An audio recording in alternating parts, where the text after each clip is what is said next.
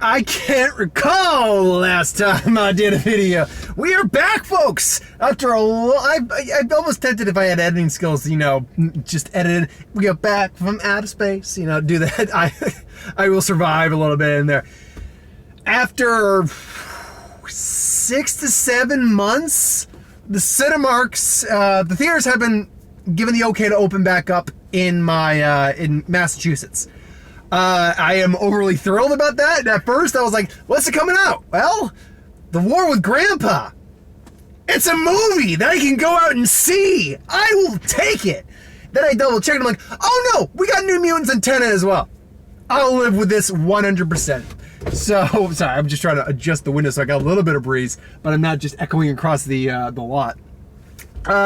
So yeah, I basically decided, okay, first one up, New Mutants, then I'll go see Tenet either tomorrow or maybe Monday on my day off or something like that. Either way, I'm seeing them both because I got things to make up for. And then maybe I'll even see The War with Grandpa, because why not? I need more movies on my best of the year list. But look, I'm just so ecstatic to be going back to the movies again. Let us pray that this lasts. Let us pray that they're going to be able to stay open, because they keep pushing off films because the theaters don't want to lose money. I get it, but you have to understand, you're probably going to have to sacrifice some money in order to get things back and going, because New Mutants and Tenet came out. All right, that's a start. Then nothing came out. So whatever momentum you were building died. It died a very short, painful death. And now you're all too scared to be like, no, we don't. Like with Black Widow Bond, I get it. But guys, I mean, Soul, for instance, just moved to Disney Plus.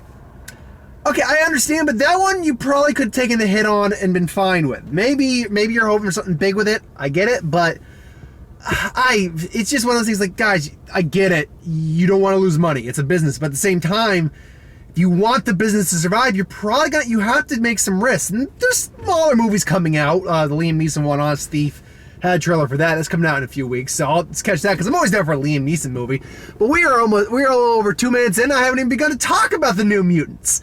So this is a film that's been notorious for being delayed years. Like, the actors and actresses in the performers in this film are far older now than when they are portrayed in the film. This film is like 4 years delayed, if I'm not mistaken. It's like 3 or 4 years delayed. No joke. So, were the delays worth it? Like, were the reshoots worth it? It's supposed to be a kind of X-Men comic book horror film. Did it all come to fruition? And let me see if that's some... Yeah, okay, that'll be fine. Yeah, that'll work. Unfortunately, the lighting is not key at the moment. We're near dusk, and I'm not on the light side of the parking lot. So did it all work out? I will say this, and maybe, to be fair, this is the first movie I've seen in theaters in about 7 months, so my opinion might be a little skewed. I like the film. It is messy. There are problems with it. But overall, I like the film. I do think as a comic book reader, I was able to predict a couple twists that were going to happen. But no, it is. I think if you are a fan of comic movies, and if you've just been looking forward to this movie, I think you'll enjoy yourself. Where the film suffers, I'll say this, I'll get some of the problems I have with it out of the way. Where this film suffers is a few points. One, in its dialogue could be better. Some of the characters' dialogue is just not very good dialogue. There's like a whole scene where Danny, who's Moonstar, who's like the main character more or less, is confronting Ilana Rasputin, Magic, and I'm like, this whole back and forth is just, I don't. This dialogue's like, yeah, okay, sure, I guess. And, their interaction, I get it. Ilana's been an ass the entire time Danny came in. But, yeah, like, some of the dialogue that's going on in that scene, I'm like, okay, sure. Yeah, some of the dialogue is just, some of it's very just plain, like someone just came off the page like that, very just flat almost. Not from the delivery, just the lines itself. Like, okay, sure. Also, I get it. This was under the Fox banner before Disney took it over. So it's still the Fox's idea of continuity schmontinuity. But you want to talk about continuity schmontinuity, like, what is where does this film fall in the continuity of the films? Like, seriously, let's for a moment say that the continuity actually matters at all. Where does this fall in under the continuity of those films? Because, I'll be honest, I have no idea, because they mentioned the X-Men are out there. The X-Men are still alive, clearly. They're talking about, going somewhere, they're going to the X Mansion, after it's all done. Turns out that's not the benefactor. The benefactor was the Essex Corp, Mr. Sinister, which I'm like, that was in my head immediately. It was like, no, there's no way this woman's working for Professor X. And I'm thinking, Sinister? Which, damn it, 3 movies! 3 movies! You know what? If you want to count Deadpool 2, 4 movies! You hint at Mr. Sinister, and you never do not even the post-credits scene. There's no post-credits scene. Not even, don't freaking cock tease me like that. Mr. Sinister is one of the best X-Men villains. One of the best, in my opinion. And a lot of people, I know a lot of people kind of agree with that. Not everyone will, and that's fine, but I know a lot of comic fans love Mr. Sinister.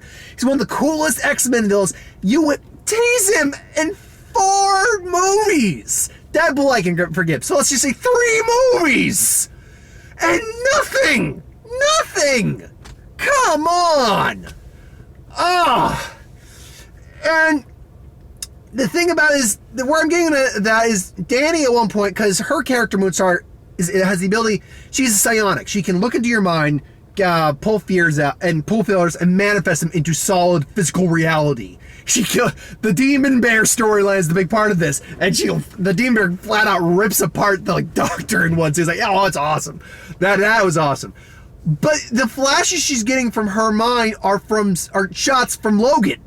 I'm like, wait, what? So, and this doesn't even make sense within the timeline of Logan, because we know for a fact that the scenes they're showing, Laura X-23 was around for that. She's, I think, only supposed to be like 11 or 12. I want to say 11. I could be wrong on that. But we know it's been, I believe, Logan says it's been like 20 or 25 years since a new mutant has been born. So that would mean that this is taking, even if you say those are at the earliest, that seems like it's 16 years after the fact of the original X-Men. And we know that Logan and Charles, the incident with the X-Men more than likely happened pretty early on.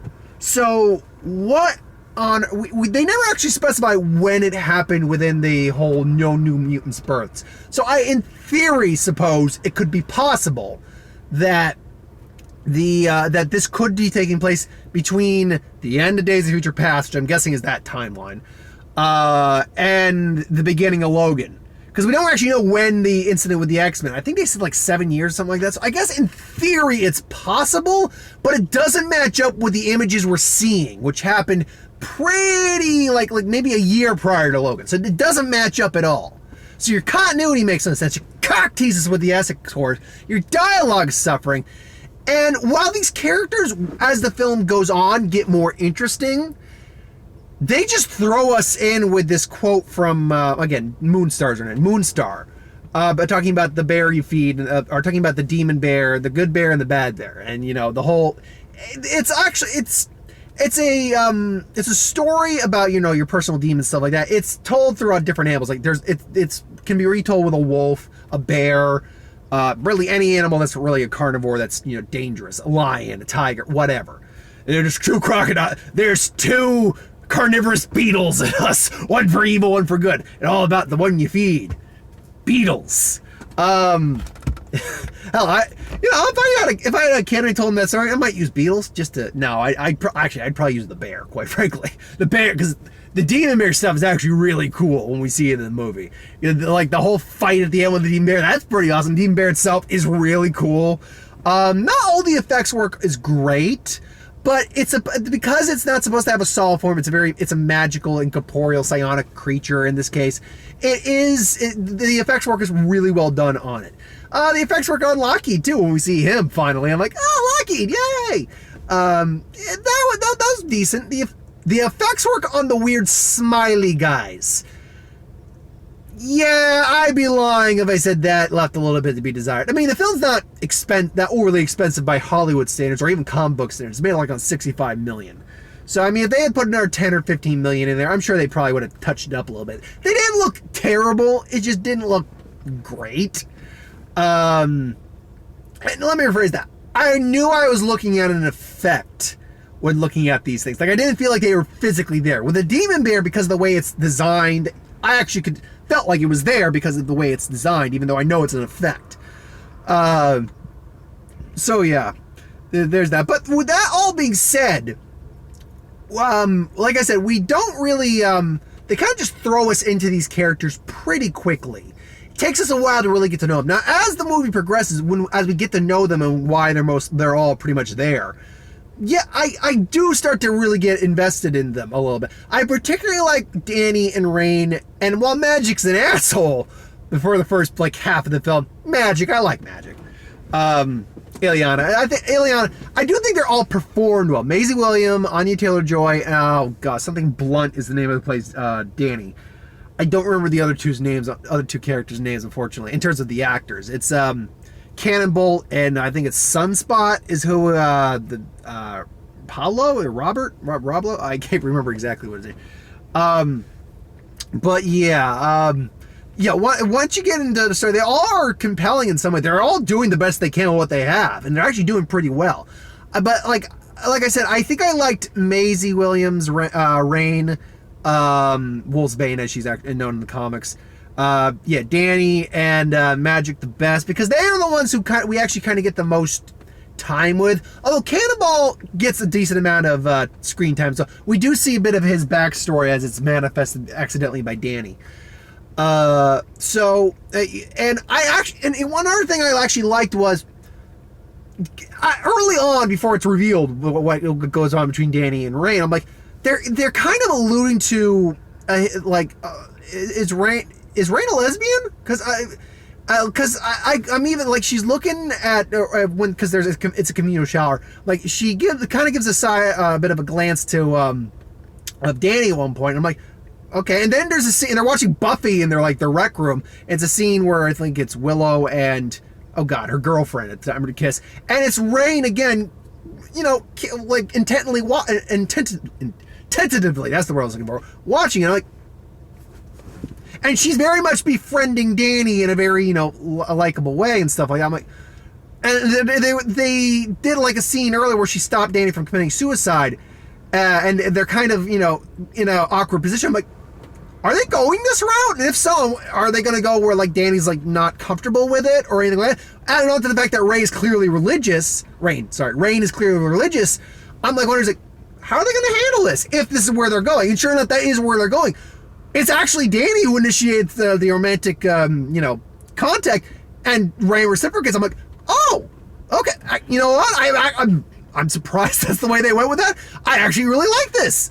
Now, again, it's all you dudes. No, it's not anything to do with the fact that it's two chicks kissing or romantically involved. No, I'm I like this from a storytelling perspective. It's not like one of them had hang-ups about the other. I don't like you that way, or it's I don't think I'm comfortable. It's no, it's oh, okay, we have feelings, and we wish to explore those feelings, and they did. And and they did it in actually a pretty nice way. I'm oh, sweet, right? They actually did some pretty good storytelling, and you know what? I bought the fact that they liked each other that way. They sold that pretty well. The action sequences are actually I was about to say pretty good. There are a couple that are a little hard to kind of see what's going on, particularly when Magic disappears at one point and then comes back from limbo to slice through the smiling demon guys. Yeah, that one, I was having a little bit of difficulty seeing what was going on there, admittedly. There was also a couple shots that seemed a little blurry for some reason. But then when you get to the final battle with the demon bear, I'm no, okay, now we're flying on all cylinders now. Now we're going. There's some great stuff going on there. So, yeah, the action sequences, for the most part, are pretty good. There are some shaky cam ones, some blur ones, but, it is what it is. This isn't necessarily a true action movie, per se. I will say, I didn't think for a moment if the doctor herself was a mutant. Then turns out, obviously, wasn't. I'm Why wasn't I surprised? Why was I slightly surprised by that? And I was only slightly surprised because the thought had gone through my mind when I saw the force field. I was like, wait, well, how is there a force field here? I was like, wait, is the Doctor not? And then sure enough, it's like, oh, okay, so she is also a mutant. All right. And kind of a messed up individual, too, in her own right. Overall, I like the film. It is messy. It does go into the bit of the horror elements a little bit. And, like, it's a good PG-13 horror. Like, there's some creepy imagery. There's some unsettling stuff. They do try. I mean, they don't go full on. Like, if this was an R, they had the ability to go, like, full R, hard R with some of the horror. I can imagine some of this stuff being pretty fucked up. But as it was, it's like, no, yeah, I enjoyed what I saw. I enjoyed what I watched. Is it perfect? No. Is it a little messy? Yeah. Is it entertaining? Again, maybe from the bias of I haven't been to the movies in 7 months. I thought it was very entertaining. I mean, I haven't given away every, like, single plot point, every little spoiler. I've given away pretty much any of the real big spoilers. The movie's been out for a while now, though, so take that for what it is. I'll put spoilers on the review, though, so I'm not gonna just say, it's like, here's a review, you spoiled it. No, I'm gonna put spoilers here. So if I spoil something in a review that says spoilers on it, there you go. I always hate when people say, why'd you spoil it? Most people don't do that, but at least with me. But I know there are people who's like, don't, why are you, spoilers. Like, we just put spoilers in the title. So mind blown. It's a spoiler review that we just said to us. Anyway.